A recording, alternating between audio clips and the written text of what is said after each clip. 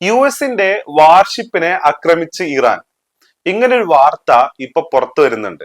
അപ്പോ അത്ര സിമ്പിൾ ആയിട്ടുള്ള അങ്ങനെ തള്ളിക്കളയാൻ പറ്റുന്ന രീതിയിലുള്ള ഒരു വാർത്തയല്ല US പടക്കപ്പലുകൾക്ക് നേരെ ഇറാൻ ആക്രമണം നടത്താന്ന് പറയുന്നത്. അതായത് ഈ പേർഷ്യൻ ഗൾഫ്, ഹോർമൂസ്, ചെങ്കടൽ, അറേബ്യൻ കടൽ, ഗൾഫ് ഓഫ് ഒമാൻ, ഇതിന്റെയൊക്കെ ഗാർഡിയൻ ആയിട്ട് അല്ലെങ്കിൽ ഇതിനെയൊക്കെ സംരക്ഷിച്ചു നിർത്തുന്നതാണ് യഥാർത്ഥത്തില് US ഫിഫ്ത് ഫ്ലീറ്റ് എന്ന് പറയുന്നത്, അഞ്ചാം കപ്പൽ പട എന്ന് പറയുന്നത്. അപ്പൊ ഈ അഞ്ചാം കപ്പൽ പടയിൽ യഥാർത്ഥത്തിലുള്ളത് വിമാനവാഹിനി കപ്പലുകളുണ്ട്, ഡിസ്ട്രോയറുകളുണ്ട്, ക്രൂസറുകളുണ്ട്, അന്തർവാഹിനികളുണ്ട്, പെട്രോൾ കപ്പലുകളുണ്ട്. ഇങ്ങനെയുള്ള ഒരു കോൺവോയ് ആണ് യഥാർത്ഥത്തിൽ ഈ പറയുന്ന അഞ്ചാം കപ്പൽ പട എന്ന് പറയുന്നത്.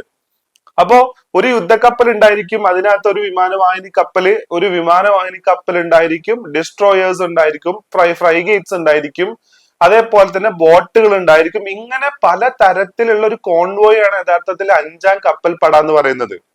ഇപ്പൊ ഞാൻ നേരത്തെ പറഞ്ഞ ഇന്ത്യൻ മഹാസമുദ്രത്തിന്റെ ആ ഭാഗങ്ങൾ അടക്കം വരുന്ന ആ ഒരു ഏരിയനെ സംരക്ഷിച്ചു നിർത്തുന്നതും അതിന്റെ ഗാർഡിയനാണ് യഥാർത്ഥത്തിൽ ഇവര് തന്നെയാണ് ഹോർമൂസിൽ യഥാർത്ഥത്തിൽ ഇപ്പോ ബ്ലോക്കേഡ് ഉണ്ടാക്കിയിട്ടിരിക്കുകയും ചെയ്യുന്നത് എന്നുള്ളതാണ്. അപ്പൊ ഇങ്ങനൊരു കപ്പൽ പടയനെ ഇറാൻ ആക്രമിച്ചു എന്ന് പറയുന്ന സമയത്ത് അതൊരു സിമ്പിൾ കാര്യമല്ല.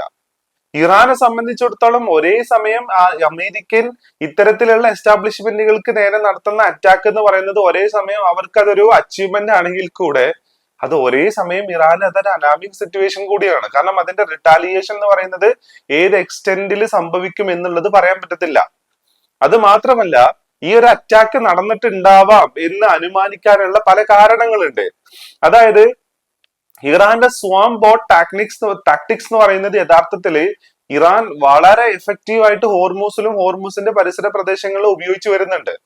അത് മാത്രമല്ല, ക്രൂയിസ് മിസൈലുകൾ ഘടിപ്പിക്കാൻ പറ്റുന്ന രീതിയിലുള്ള ബോട്ടുകളെ ഇറാൻ കഴിഞ്ഞ ദിവസം പ്രദർശിപ്പിക്കുകയും കൂടെ ചെയ്തിട്ടുണ്ടെന്നുള്ളതാണ്. അപ്പൊ ഈ ബോട്ടുകൾ ഉപയോഗിച്ചിട്ട് ഏകദേശം മണിക്കൂറിൽ വെള്ളത്തിൽ 180 കിലോമീറ്റർ വരെ പെർ അവറിൽ സഞ്ചരിക്കാൻ പറ്റുന്ന സ്പീഡ് ബോട്ടുകൾ അതിനകത്ത് ഘടിപ്പിച്ചിട്ടുള്ള ഈ പറയുന്ന ക്രൂയിസ് മിസൈലുകളൊക്കെ ഉണ്ടെന്നുണ്ടെങ്കിൽ വളരെ എളുപ്പത്തിൽ എന്ന് പറഞ്ഞു കഴിഞ്ഞാല് അമേരിക്കക്ക് പെട്ടെന്ന് കണ്ണടച്ച് തുറക്കുന്നതിന് മുന്നേ അറ്റാക്ക് നടത്തി തിരിച്ചു പോകാൻ പറ്റുന്ന രീതിയിലേക്കുള്ള കാപ്പബിലിറ്റി ഇറാൻ കൈവരിച്ചു എന്നുള്ളതാണ്, അല്ലെങ്കിൽ കൈവരിക്കുന്നു എന്നുള്ളതാണ് ഇതിൽ കാണണ്ടേ. പക്ഷെ ഈ ഒരു വാർത്ത പുറത്തു വരുമ്പോ ഇറാന്റെ വാർത്താ ഏജൻസികൾ ഇത് പുറത്തു വരുന്ന സമയത്ത് അമേരിക്ക ഇതിനെ നിഷേധിച്ചിട്ടുണ്ട്.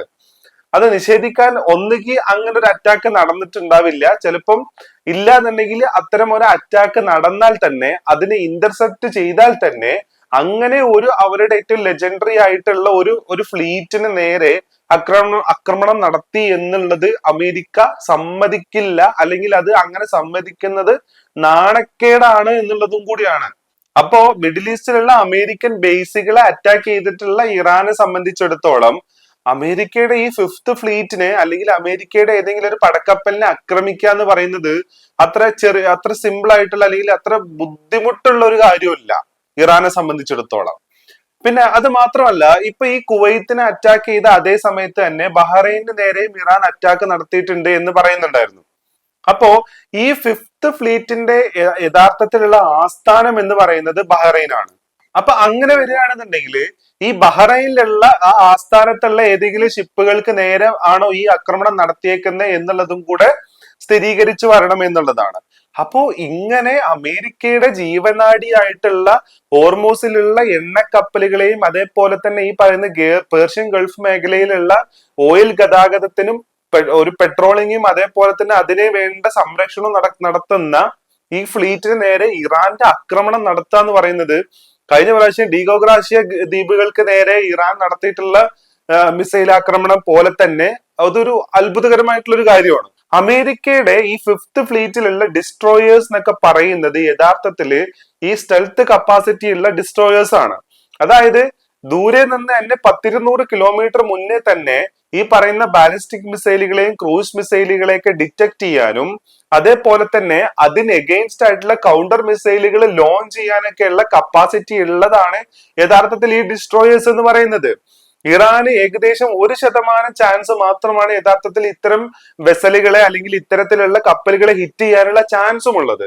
അത് മാത്രമല്ല, ഈ കപ്പലിന് നേരെ വരുന്ന ഏതൊരു ടാർഗറ്റിനോടും ഏതെങ്കിലും ഹ്യൂമൻ ഇന്റർവെൻഷൻ ഇല്ലാണ്ട് തന്നെ ആ ടാർഗറ്റിനെ ലോക്ക് ചെയ്യാനും അതിനെ ഓട്ടോമാറ്റിക് ആയിട്ട് ഫയർ ചെയ്യാനുള്ള കപ്പാസിറ്റിയും കൂടെയുള്ള സിസ്റ്റംസ് യഥാർത്ഥത്തിൽ ഇത്തരം ഡിസ്ട്രോയേഴ്സിൽ ഉള്ളതാണ്.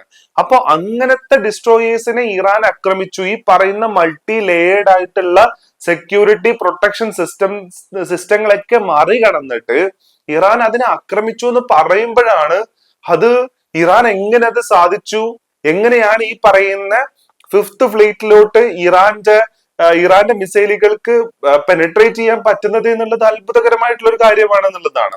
പിന്നെ സ്വാം ബോട്ട് ടാക്ടിക്സ് ഒക്കെയാണ് യഥാർത്ഥത്തിൽ ഇറാൻ യൂസ് ചെയ്യുന്നുണ്ടെങ്കിൽ ഈ പറയുന്ന റഡാറുകൾക്കും അതേപോലെ തന്നെ ഈ പറയുന്ന ഒബ്ജക്ട് ഡിറ്റൻഷൻ എക്യുപ്മെന്റുകളൊക്കെ ജാം ആവാനും അതിന് ഉൾക്കൊള്ളാൻ പറ്റുന്നതിനേക്കാൾ കൂടുതലായിട്ടുള്ള എണ്ണം ടാർഗറ്റ് വന്നു കഴിഞ്ഞാൽ ഈ സാധനം ജാം ആവാനുള്ള സാധ്യതയുണ്ട് എന്നുള്ളതാണ്.